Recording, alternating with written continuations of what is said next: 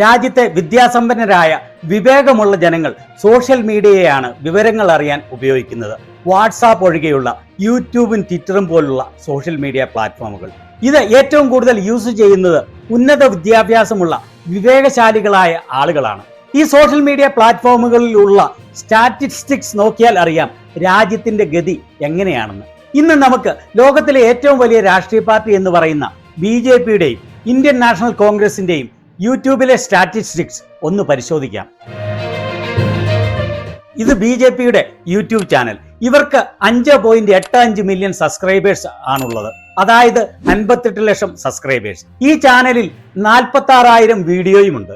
കഴിഞ്ഞ ഒരു മാസത്തിൽ BJPക്ക് ലഭിച്ച വ്യൂസ് നോക്കാം. 19.28 ലക്ഷത്തോളം വ്യൂസ് ആണ് കഴിഞ്ഞ ഒരു മാസത്തിൽ BJPയുടെ യൂട്യൂബ് ചാനലിന് ലഭിച്ചത്. കഴിഞ്ഞ മാസത്തിൽ നിന്ന് 198% വർധനവ്. സബ്സ്ക്രൈബേഴ്സ് വർധനവ് 1,40,000. സബ്സ്ക്രൈബേഴ്സ് എണ്ണത്തിൽ കഴിഞ്ഞ മാസത്തെ അപേക്ഷിച്ച് 56% വർധനവ്.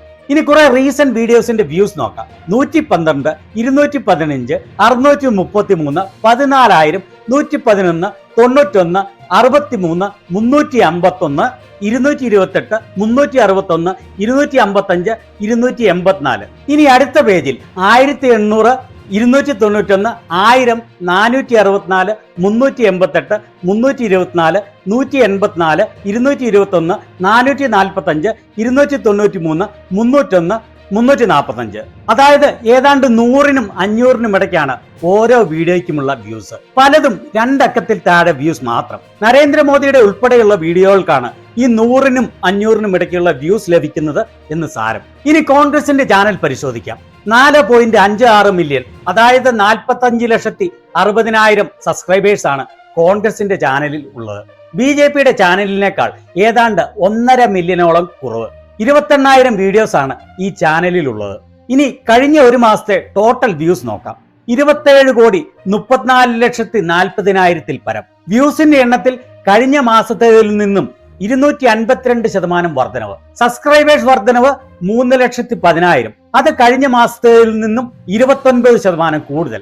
അതായത് BJPക്ക് ലഭിച്ചതിനേക്കാൾ 50% മുകളിൽ കൂടുതൽ വ്യൂസ് ആണ് കോൺഗ്രസിന്റെ ചാനലിൽ കഴിഞ്ഞ ഒരു മാസത്തിനുള്ളിൽ ലഭിച്ചത്. അതുപോലെ കഴിഞ്ഞ ഒരു മാസത്തെ സബ്സ്ക്രൈബേഴ്സ് വർധന BJPക്ക് ലഭിച്ച 1,40,000 ഇരട്ടിയിലധികം. ഇനി ലേറ്റസ്റ്റ് ആയിട്ടുള്ള വീഡിയോകളുടെ വ്യൂസ് നോക്കാം. കഴിഞ്ഞ 24 മണിക്കൂറിനുള്ളിൽ പോസ്റ്റ് ചെയ്ത വീഡിയോകളുടെ 207, 914, 4100, 1100, 2400, 4600, 5300, 625, 5100, 1300, 1400, 2000, 1,01,000, 6,400, 3,00,000, 5,800, 4,900, 1,300, 3,400, 3,100, 1,53,000, 3,200, 4,400, 1,31,000.